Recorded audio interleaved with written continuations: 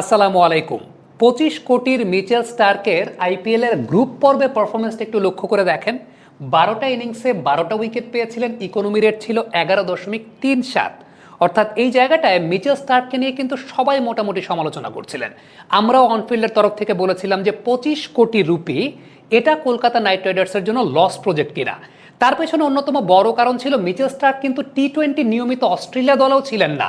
2022 টি-20 world কাপের last ম্যাচে তিনি বাদ পড়েছিলেন আফগানিস্তানের সঙ্গে। এরপর এক বছর অস্ট্রেলিয়া টিমও তাকে টি-20তে নেয়নি।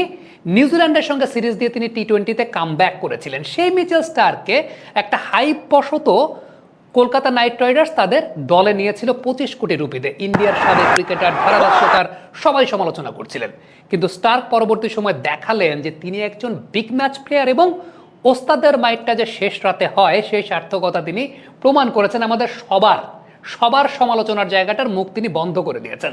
আমরা যদি একটু দেখি যে লিগ পর্বের পর প্লে অফ এবং ফাইনাল এই মিলে মিচেল স্টার্কের পারফরমেন্সটা আমরা যেটা দেখছিলাম যে 12 ম্যাচে 12 উইকেট, ইকোনমি রেট 11-এর উপরে।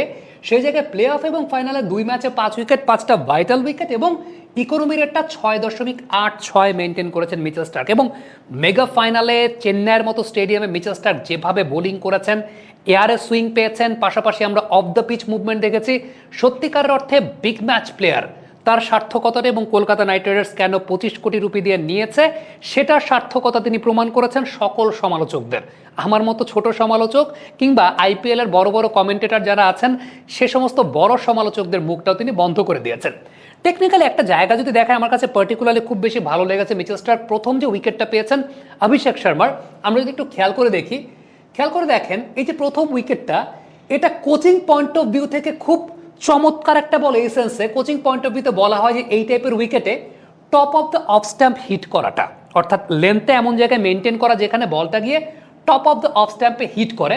খেয়াল করে দেখেন মিচেল স্টার্কের বলটা, তিনি সুইংটা পেয়েছেন বাহাতি ব্যাটারের জন্য আউটগোয়িং এবং সেটা হিট করেছে একদম top of the off stamp. So accuracy at it's level best, মানে এর চাইতে লেভেল বেস্ট অ্যাকুরেসি আর হতে পারে না। এবং বলটা যদি মুভ না করতো, নর্মাল স্ট্রেট ডেলিভারি হতো, হয়তো বা অভিষেক শর্মা সেই জায়গাটা ব্যাটে পেতেন। বাট অভিষেক শর্মার পুরো বডি শেপটাই নষ্ট হয়ে গেছে। খেয়াল করে দেখেন পেছনের পাটা উঠে গেছে বিকজ অফ দ্য মুভমেন্ট, এবং মুভমেন্টটা মিচেল স্টার্ক এত বেশি চমৎকার অ্যাকুরেসি মেনটেন করেছেন যেটা একদম টপ অফ দ্য অফ স্ট্যাম্পে গিয়ে হিট করেছে।